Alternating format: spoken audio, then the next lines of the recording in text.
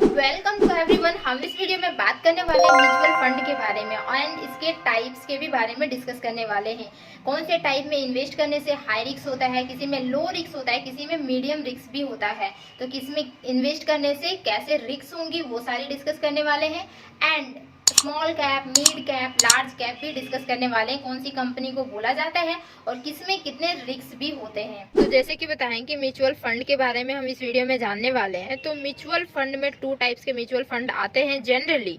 Equity mutual fund होती है and depth mutual fund होती है। इक्विटी म्यूचुअल फंड हुआ कि इक्विटी म्यूचुअल फंड में जैसे आप इन्वेस्ट करेंगे तो आपकी रिस्क वहाँ पे बढ़ जाएगी, एंड डेप्थ म्यूचुअल फंड में आप इन्वेस्ट करेंगे तो वहाँ पे रिस्क आपकी कम हो जाएगी। और ये दोनों को मिक्स करके एक म्यूचुअल फंड आती है, उसे बोलते हैं हाइब्रिड म्यूचुअल फंड। ठीक है, तो ये तीन तरीके के, मतलब जनरली देखा जाए तो दो ही तरीका होता है म्यूचुअल फंड का, बट दोनों को मिक्स करके थोड़ा सा हाई रिस्क थोड़ा सा लो रिस्क मिक्स करके हाइब्रिड म्यूचुअल फंड बना दिया गया है। एंड अब समझते हैं कि म्यूचुअल फंड एक्चुअल में है क्या। तो देखिए हमारा मिडिल में इस तरीके से फिगर से मैं कुछ समझाने की कोशिश कर रही हूँ कि म्यूचुअल फंड है क्या एक्चुअल में। तो मिडिल में हम म्यूचुअल फंड लिखे हुए, तो म्यूचुअल फंड है। ठीक है, तो ये जो है ये हमारे इंसान है, इन्वेस्टर्स हैं। ठीक है, ये हमारे इन्वेस्टर हैं एंड इन्वेस्टर जो है वो क्या करेंगे, म्यूचुअल फंड में इन्वेस्ट करेंगे। और जो इन्वेस्ट म्यूचुअल फंड में करते हैं तो वो कहाँ जाता है, तो वो जाता है फंड मैनेजर के पास। यहाँ पे एक होती है हमारी फंड मैनेजर। ठीक है, मैनेजर, फंड मैनेजर होती है जो कि ये जो भी इन्वेस्टर इन्वेस्ट किए हैं तो उनका जो कलेक्शन आएगा वो इन्वेस्ट करेंगे किसमें, सिक्योरिटीज में इन्वेस्ट करेंगे, स्टॉक्स में इन्वेस्ट करेंगे। जहां पे जिस टाइप से इन्वेस्टमेंट रहेगा उस टाइप से इन्वेस्ट करेंगे। जैसे इक्विटी म्यूचुअल फंड में वहां पे चूज करने का रहता है कि कैसा आपको इक्विटी म्यूचुअल फंड लेनी चाहिए, मीन्स लेंगे आप। ठीक है, तो उस हिसाब से आपका पैसा को कौन इन्वेस्ट करेंगे, तो फंड मैनेजर ही इन्वेस्ट करेगा। और ये एक प्रोफेशनल ट्रेडर होती है जो कि इन्वेस्ट करेंगे। तो यहाँ पे सिक्योरिटीज में इन्वेस्ट होगी एंड सिक्योरिटीज में इन्वेस्ट होने के बाद जो भी रिटर्न आएगा,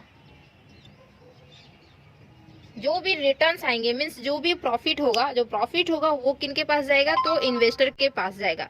तो फ्री में तो फंड मैनेजर ऐसा कुछ करेगा नहीं कि जो कि आपका सिर्फ आप पैसा दिए जा रहे हैं, फंड मैनेजर आपका फंड को सिक्योरिटीज में इन्वेस्ट किए जा रहा है और रिटर्न आ रही है आपको दे रही है। तो इसके लिए फंड मैनेजर कुछ चार्ज करती है। तो अलग अलग फंड मैनेजर के अलग अलग चार्जेस होती हैं, जैसे 1% की होगी, 0.5% की होगी। तो ऐसा कुछ चार्ज करते हैं पहले ही, जब आप इन्वेस्ट करेंगे तो पहले ही वो चार्ज कर लेंगे। उसके बाद आपका जो भी पैसा बचता है वो इन्वेस्ट करेंगे और उससे जो रिटर्न्स आएगी वो फिर आपको मिल जाएगी। अब आती है बात कि म्यूचुअल फंड ही क्यों, ऐसे स्टॉक में भी डायरेक्ट हम इन्वेस्ट कर सकते हैं।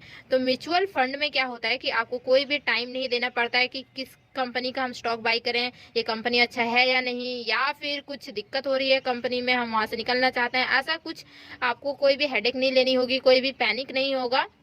डायरेक्ट आप म्यूचुअल फंड में इन्वेस्ट कीजिए, टाइम भी आपका सेव होगा। और एक फायदा और होती है इसकी, क्या होती है कि जैसे आपके पास 2000 ही है इन्वेस्ट करने के लिए, ठीक है, बट स्टॉक का प्राइस जो है वो 10,000 है, तो आप तो स्टॉक बाय नहीं कर सकते, एक भी शेयर बाय नहीं कर सकते। तो आप 2000 को आप अगर म्यूचुअल फंड में इन्वेस्ट कर देते हैं, और भी इन्वेस्टर्स है म्यूचुअल फंड में, जैसे आप 2000 इन्वेस्ट किए, ठीक है, ये 2000 कर दिए, ये 2000 कर दिए, ये 2000, ये 2000, तो कितने हो गए, 10,000 हो गया। तो 10,000 जब हो गया तो कोई कंपनी का एक स्टॉक तो खरीदा जाएगा ना। तो जो कंपनी का स्टॉक खरीदा जाएगा मीन्स हुआ कि कलेक्शन ऑफ मनी बोल सकते हैं यहाँ पे, मतलब आपके पास जितना मनी है आप म्यूचुअल फंड में इन्वेस्ट कर सकते हैं। वहां पे कोई रिस्ट्रिक्शन नहीं है कि आपका 1 शेयर का प्राइस, 2 शेयर का प्राइस, 3 शेयर का प्राइस ही लगेगा।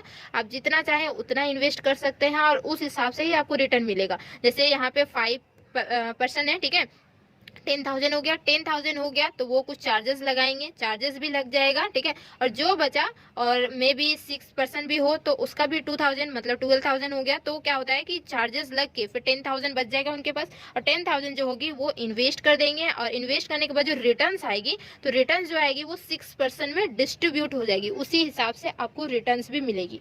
तो ये होती है म्यूचुअल फंड। कंप्लीट जानकारी आपको मिल गया होगा कि म्यूचुअल फंड है क्या। अब म्यूचुअल फंड में भी आती है एक हमारा small cap, mid cap, large cap आप लोग सुने होंगे, ठीक है।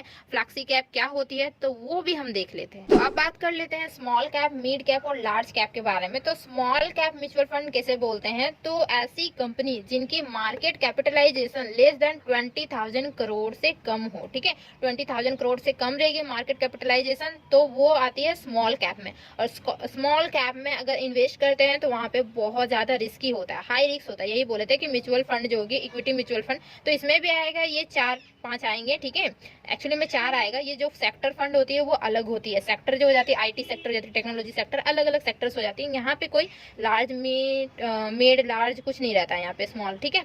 ये अलग हो जाती है। यहाँ तक चारों जो आती हैं वो इक्विटी में भी आती हैं, डेप्थ में भी आती है और हाइब्रिड में भी आती है, ठीक है। तीनों में आती है, तो ये जानना बहुत जरूरी है। एंड मिड कैप क्या होती है, जिन कंपनी की market capitalisation 20,000 crore and 1 lakh crore के बीच में हो, ठीक है। 20,000 करोड़ एंड 1 लाख करोड़ के बीच में जिनकी कंपनी की मार्केट कैपिटलाइजेशन रहेगी वो मिड कैप में आती है। ये थोड़ी सी कम रिस्क होती है, ठीक है, इससे थोड़ी सी कम रिस्क होती है। और सबसे कम रिस्क किसमें होता है, लार्ज कैप में। लार्ज कैप को ब्लू चिप भी बोला जाता है। ब्लू चिप हमारा म्यूचुअल फंड आती है और जिसमें क्या होता है कि मार्केट कैपिटलाइजेशन जो होगी वो अबव होगी, मतलब ज्यादा होगी 1 लाख करोड़ से। एंड फ्लैक्सी कैप जो होती है, फ्लैक्सी कैप म्यूचुअल फंड में आप इन्वेस्ट करना चाहते हैं तो ये तीनों आ जाती है। तीनों में आपका पैसा लगाया जाएगा, स्मॉल कैप में भी, मिड कैप में भी और लार्ज कैप में भी लगाया जाएगा। और पैसा ऐसा नहीं है कि कोई भी कंपनी में लगा दिया जाएगा, जिसमें अच्छी खासी रिटर्न्स मिलती है उस कंपनी में आपके पैसे को लगाया जाएगा।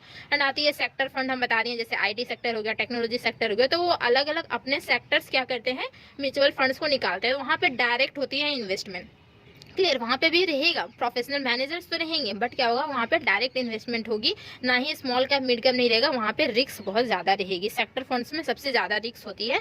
यहाँ पे सबसे ज्यादा देखा जाए तो चारों में से सबसे ज्यादा यहाँ पे, उससे कम और सबसे कम इसमें, एंड इसमें भी कम होती है क्योंकि तीनों में आपकी इन्वेस्टमेंट होती है, तो इसमें भी थोड़ा सा कम होती है। बट सबसे कम जो होती है लार्ज कैप में होती है, ब्लू चिप में, ठीक है। ये सेफ सबसे ज्यादा माना जाता है ब्लू चिप म्यूचुअल फंड में।